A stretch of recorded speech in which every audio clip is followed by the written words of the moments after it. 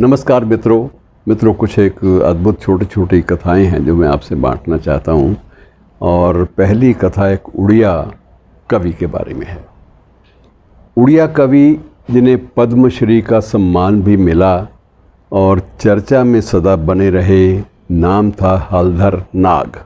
शायद आपने सुना भी हो। और हलधर नाग जो थे वो ये संबलपुर के निवासी थे। संबलपुरी जो है वो भी एक क्षेत्र है उड़ीसा का ही, और उड़िया भाषा में ही वो लिखते रहे। और आप ये मान के चलिए कि उनकी जो 20 महाकाव्यों की जो रचना है वो एक अद्भुत बात थी। और इसलिए उनको याद किया जाता है कि 20 काव्य संकलनों को देने के बाद और स्पेशली महाकाव्यों को देने के बाद कोई व्यक्ति कितना ज़्यादा विकसित हो जाता है मानसिक रूप से और सृजन के धरातल पर आप अंदाज़ा लगा लीजिए। और बाद में ये भी हुआ कि संबलपुरी की यूनिवर्सिटी है उसमें करिकुलम में, उसके पाठ्यक्रम में भी हलधर नाग की जो कविताएं आज भी हैं और तब भी थी।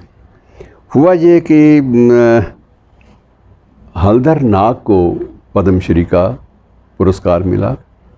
पद्मश्री पुरस्कार की घोषणा होते ही उनके घर पर प्रशंसकों का तांता लग गया निश्चित रूप से।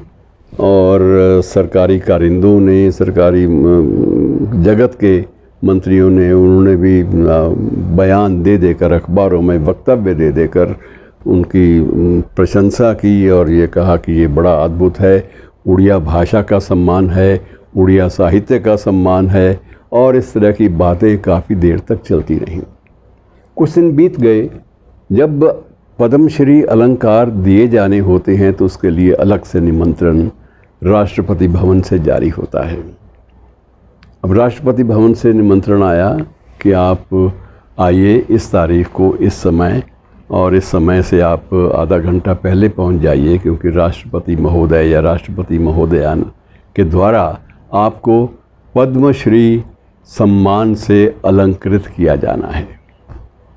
अब मित्रों, हलधर नाग की स्थिति कोई बहुत अच्छी नहीं थी, तो उनका एक पंक्ति का उन्होंने उत्तर दिया, लिखित रूप में उत्तर भेजा, जो आज भी राष्ट्रपति भवन में कहीं रखा है कि साहब, पहली बात तो यह कि मेरे पास वस्त्र नहीं है इतने अच्छे कि मैं राष्ट्रपति भवन में प्रवेश कर सकूं।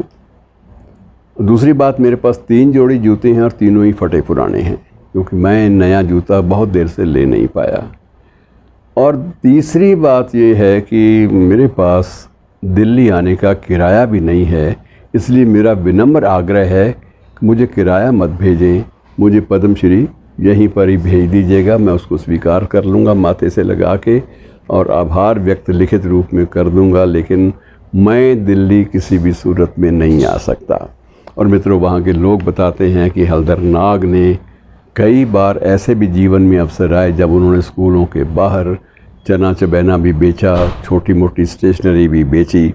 और उसके बाद मित्रों, उनकी जो बातें हैं वो अब भी चर्चा का विषय काफ़ी लंबे अरसे तक बनी रही। उन्होंने साफ साफ लिख भी दिया कि मेरे पास कुल मिलाकर, जिस तारीख को उन्होंने पत्र डाला था कि मेरे पास मेरे बैंक के खाते में और घर का जो मेरा जमा राशि है कुल मिलाकर 732 रुपये हैं, और 732 रुपये में मैं दिल्ली जाकर राष्ट्रपति भवन और वहाँ से वापस नहीं आ सकता, इसलिए मेरा विनम्र अनुरोध है कि इसे यहीं पर मेरे पास भेज दीजिएगा। और मेरे पास सिर्फ कपड़ों के भी 3 ड्रेसें हैं, तीनों खादी की हैं, और जब एक बहुत मैली हो जाती है तो उसको मैं धो देता हूँ और दूसरी पहन लेता हूँ।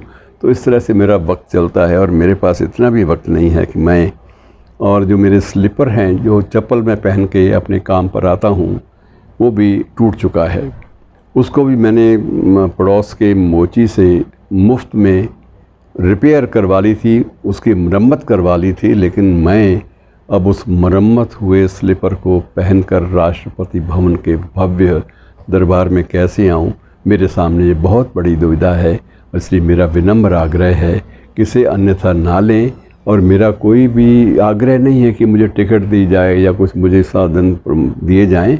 मेरा सिर्फ इतना ही आग्रह है कि बाई पोस्ट, डाक के ज़रिए आप वो मुझे भेज दें, मैं उसको माथे से लगाकर एक फ़ोटो खिंचवाकर आपको भेज दूँगा। धन्यवाद दोस्तों, ऐसे लोग जो हैं हमारे बीच में, हमारे परिवेश में हैं, इनसे अगर सीखना चाहें सादगी की ज़िंदगी और निर्लिप्त भाव से सृजनशीलता में लगे रहना, तो सीखने के लिए बहुत कुछ है, लेकिन ना आप तैयार होंगे, ना शायद मैं भी अपने आप को तैयार कर सकूं। धन्यवाद।